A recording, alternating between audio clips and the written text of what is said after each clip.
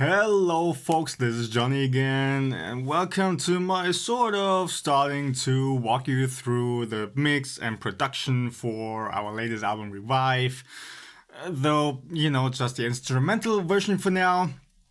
Once the vocals edition comes out, then of course I will also remix everything and just start it from scratch, and then I will make a new series about this. For today, why don't we just start off with the drums, okay? That's plenty of material to work through for one video, and then in other videos I will go through the bass, tone, and the guitars and whatnot. Or if you like me to talk about any specific thing from the album, then by all means put it in the comments below, and I would be glad to talk about it and show you what I did and my thought processes for everything and whatnot. So, drums. As always, I'm using Modern Drummer. Still really like this. So let's just start out with what I did in here. Let's see, for the kick drum, just a little bit of transient designing, give it a bit more smack on the attack, a little bit less wobbly nonsense stuff in the sustain. For the snare, yeah, kind of similar, a bit more smack in here, a bit more sustain to get a bit more body in there. The hi-hats, also just a bit more sustain. And the toms, as you can see, I pull down the sustain depending on the tom, so everything is a bit more equal. And then for the EQ, I also make the toms get the same kind of ballpark feel, because one or the other tom has a little bit of a different sounding attack to it, so I need to EQ stuff a little bit. And of course down here I boost the individual fundamental frequency of each tom. So each tom gets their own body in there and whatnot. Claps, I don't really use those in here. Let's see, overheads, also just a bit of sustain. I don't use the overhead mono mic. Then room mic, nothing, and room mono, also nothing. Okay, so that's it for that. Then from here, kick to over here. These are all the tracks I'm using for the drums. There's quite a bit going on in here. As you can probably see, I have the, overloud tape desk as first insert on each track. I reviewed this in another video just, I think, 1 or 2 weeks ago. Actually, I have this as first insert on pretty much all the tracks, or, well, on the guitar tracks, of course, behind TH3. So I can really simulate an analog recording chain and whatnot to give the whole mix a bit more character, a bit more vibe, a bit more life. And I'm actually pretty happy with how it turned out. So on the kick. First of all, I have the compressor in here again, the standard my H comp. I still really like this for drums. It has a lot of body to it, a lot of fatness. With other compressors, I get the feeling when you use it too much to get more punch, it also kind of sucks out the body and the richness of whatever it is you're compressing. But this one kind of manages to retain it, and it's, yeah, just great.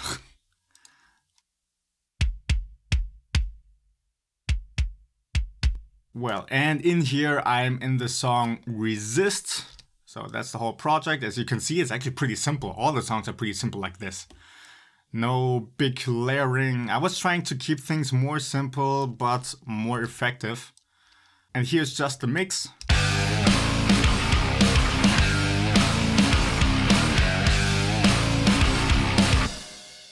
Here's just the drum mix.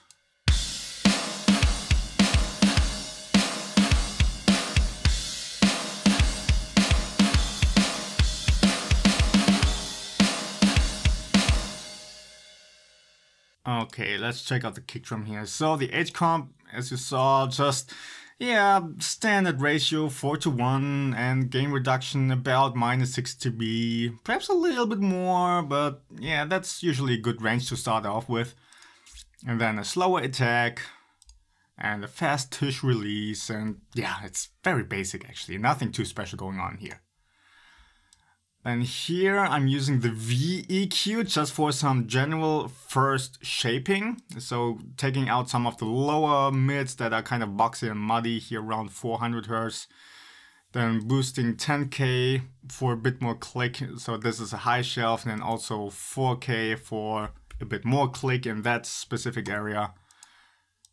And then here some more detailed EQing to get a more detailed clicky sound around here. So this is about 2.7 and at 8K. Of course, these numbers are very specific to each kick drum, as always. So don't just copy exactly what I'm doing here. You can take the approach if you like, but of course adjust it to your projects.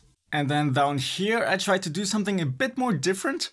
Instead of just using a bell to boost 50 Hz or 60 Hz, I used a low shelf because I wanted to try to give the kick drum a bit more of a little bit less defined and richer oomph down there, a bit more rockish. You know, I didn't want to overproduce or overmix this album. I didn't want it to sound too modern, and keeping things a bit rougher like this does the trick pretty well. Also, as you can see, there's not much else cutting going on. Wait, where was it? Here, the VEQ just cut at around 400 Hz, and that was it. Okay, so no specific cuts at 200 Hz or something like that, because I really just wanted to keep it more rockish, more rough around the edges. And then here, this is a little bit of a notch because there was a kind of clicky frequency in there that was a little bit annoying, sounded like a basketball hitting the floor.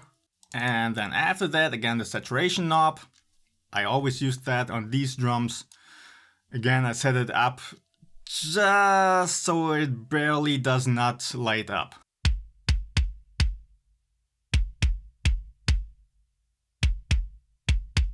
Now just a little bit to catch the peaks and give it a bit more edge, and that's it. Doesn't need to distort. And then this is going to a parallel compressor. Here I use the supercharger for more punch.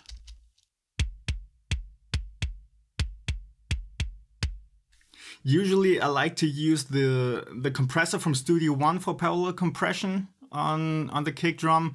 But again, since I wanted to keep this album rougher around the edges, I used this one. Also with the dirt button engaged, it does sound dirtier. It's more like a saturation what this is doing. And yeah, that does the trick for me. And then down here, this also goes to sidechain compression on the on my main bus, on my master bus here. So this is interesting. So that's this compressor here, the C1. It's on my master bus, and it's just being triggered by the kick as well as the snare, and that's helps to give the mix as a whole a bit more punch without having the whole signal of the whole mix acting on the compressor. It's a little trick I learned from Mixbus TV. I highly recommend that you check out that guy. He has some amazing tips. He really goes into some more detail and doesn't stay at beginner levels. So yeah, check it out. Okay, and then the snare. What do we have? No. Again, just a tape desk to begin with.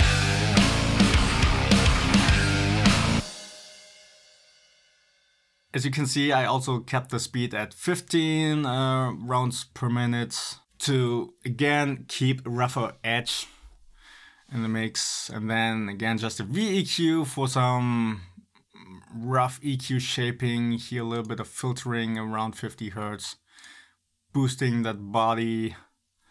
And then taking out some 1K that's a little bit knocky, and then boosting 4K and boosting with a high shelf at around 7K. So yeah, pretty basic standard stuff.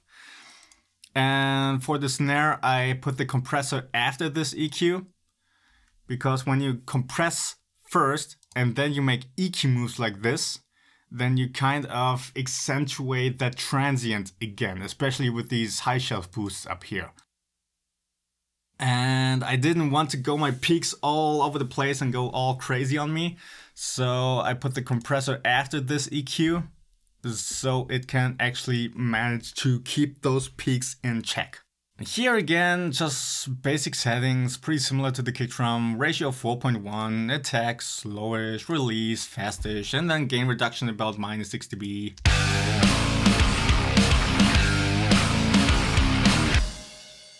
So you can see on my insert compressors, I don't go too crazy, because that can get you into a little bit of trouble. I just like to give it a little bit of a first initial punch on the insert compressor, and then I get more punch from the parallel compression, and then also further down the line on my drum bus there's some compression, and parallel drum bus there's compression, and then of course on the master channel there's compression, and in mastering later on there's compression.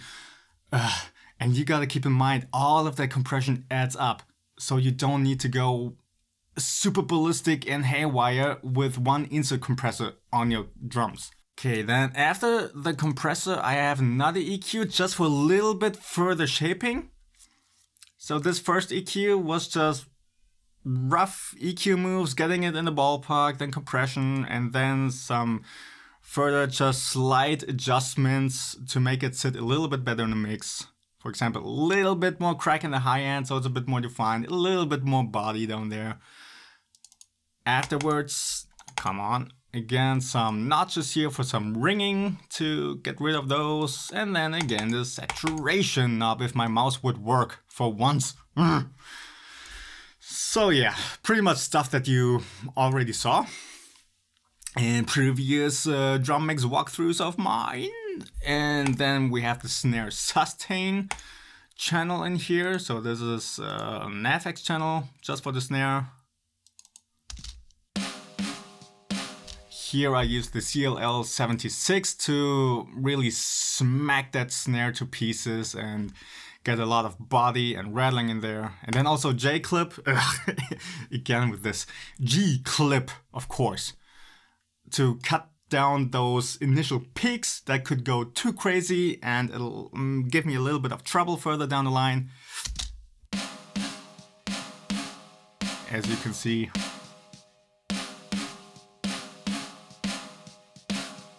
So this is really just to give the snare a bit more body.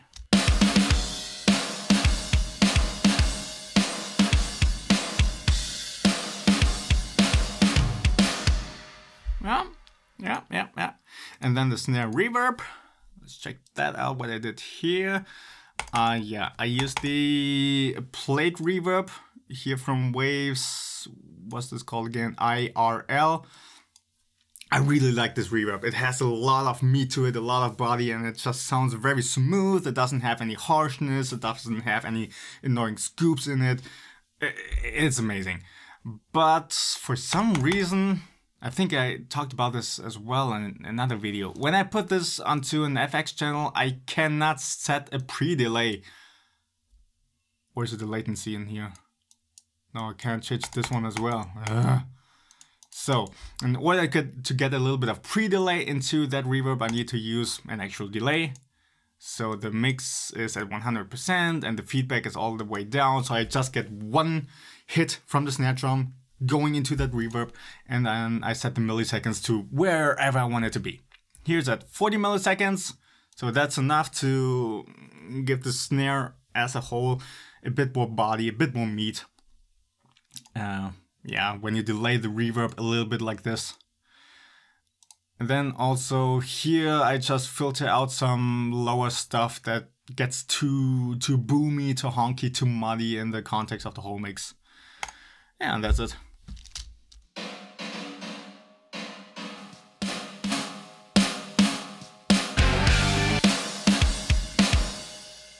Then hi-hat. Where do I have a hi-hat section?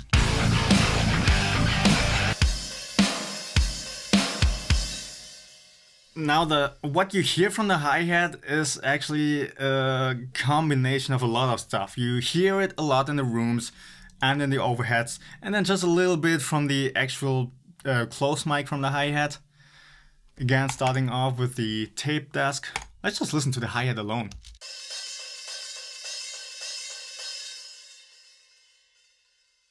Yeah, okay, it has more body in it than the Sicily high hand. The Sicily high hand comes from the overheads. And then of course you have room mics.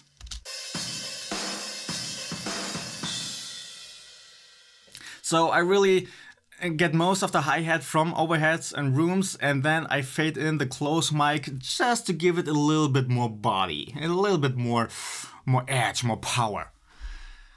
So for EQ, pretty basic, just filtering, and then overheads, just notching out some resonances or one resonance, and then a little bit of compression just to keep the hit in check. And also when I do, or when I program some more dynamic hi-hat moves. Wait, was it turned off to begin with?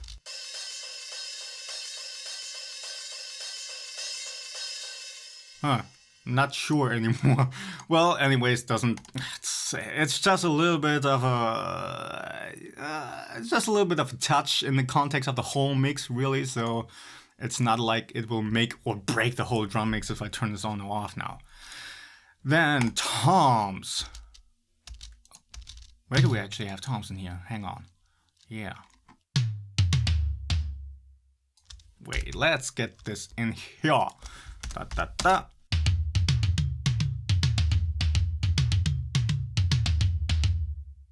Yeah, a lot of body in there. Again, tape desk. Then again, VEQ for some rough first moves. And here I'll use the CLA76.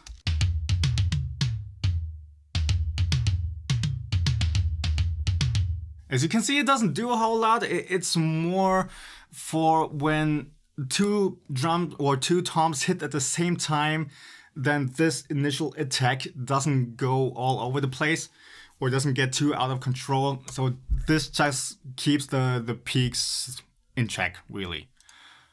Then a gate.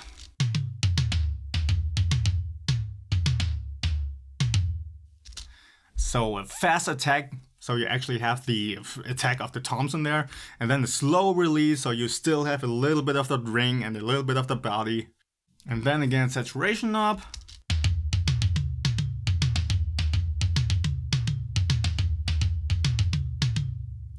Again, I set it up so it doesn't light up, because I don't want any distortion in there, especially with all that low end.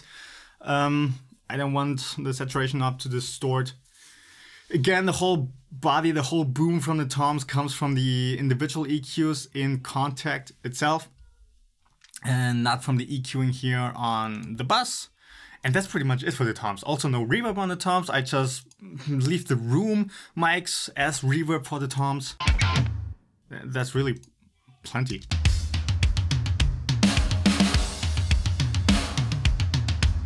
I also didn't give the toms too much of a clicky high end, because there's also some click going on in the overheads. And a little bit of attack going on, so you know, all of that stuff adds up. So that's the point of not mixing everything in solo, but keep it in context of the whole mix. I mean, you can start off with soloing stuff just to get a rough first start, but then you definitely need to go into the full range of the mix, go into the context of the mix, and then mix with actually listening to the whole song. So you make sure that everything fits together in the end. Okay, overheads. The overheads. First of all, I had to dip down quite some offending frequencies in here. Yep.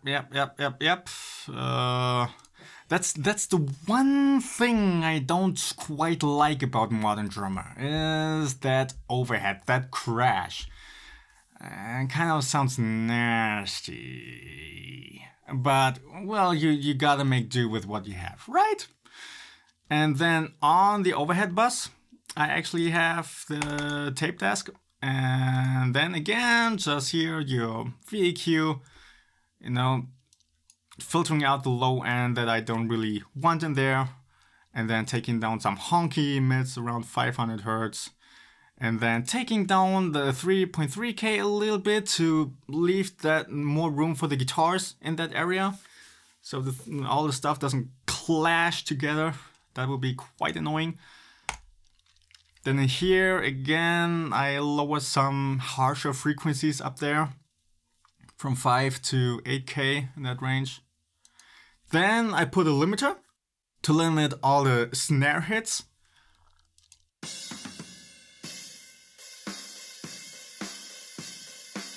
Oh, it's actually not doing too much.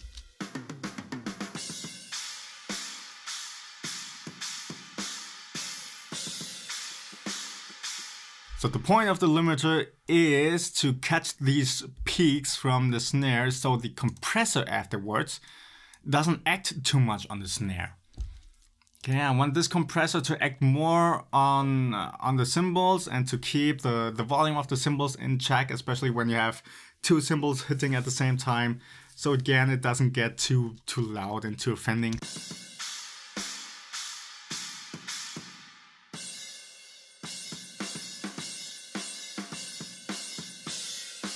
It's also not doing too much, it's just really a little bit of keeping stuff in check, okay? That's it. And then here the C4, I'm compressing the top end here around 10K above because the hi-hats can sound quite sizzly up there. Noticeably more sizzly than the crashes, and I wanted to even that out.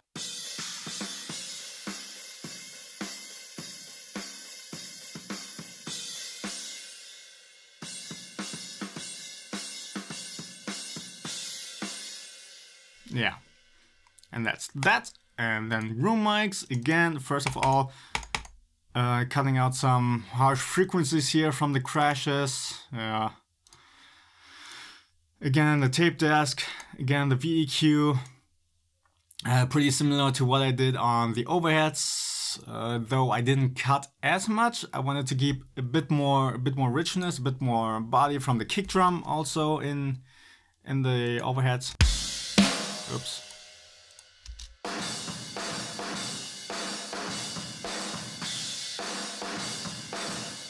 And here cutting down some lower frequencies and low mids, and again that's 3K range to keep some space for the guitars. And here's same thing, lowering some harshness up there, and also getting some upper bass range, lower mid range in check here around 150 Hertz, so it doesn't clash with the bass guitar. And yeah, here I use the 76 again because it sounds very nice and thrashy.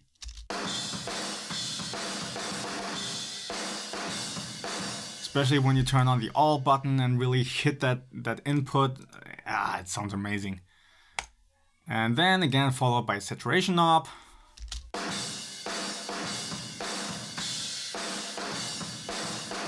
So you can see the peaks also are nicely in check here. And again, same thing as on the overheads. The hi-hats get quite sizzly up there.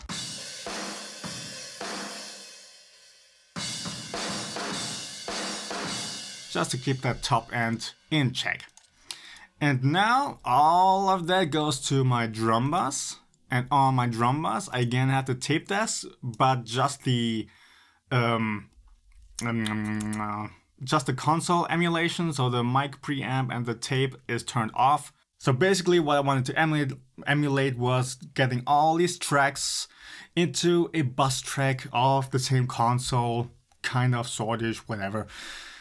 So that's why I did this, and then again the 76.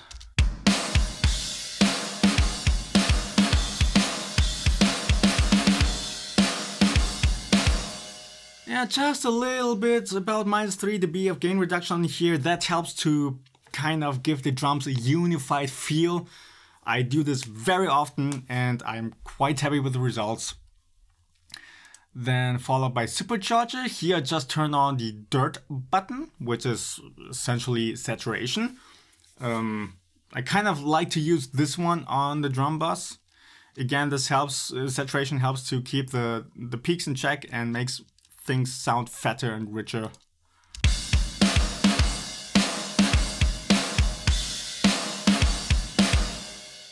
The input trim may indicate that it's too low in volume, but I do not care about that. Mix is turned to 100% wet, and then you have to play around with the input level until it sounds like what you want it to sound like. And afterwards, again, G-clip, just to get those peaks in check.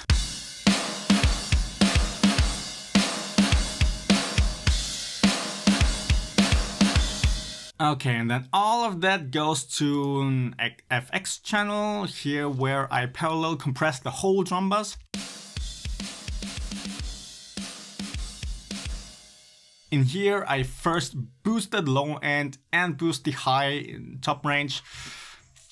And then that is followed by a massive compressor. Again followed by G-clip to keep the peaks under control.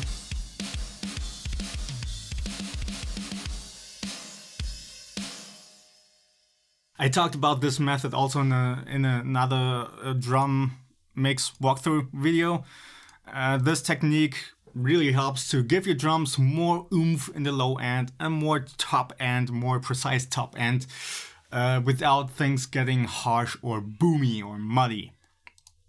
And also it gives the drums as a whole just more oomph, more power, more punch. So yeah, that's that for the drum mix.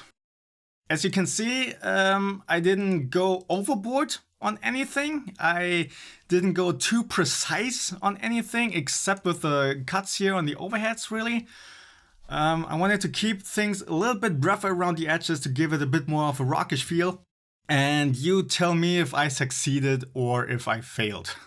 Personally, I quite like how it turned out, so there's that. And then that is it for this video. I hope you enjoyed it. I hope you got something out of it. So please like, subscribe, stuff like that, and diddly-doo, and I will see you next time.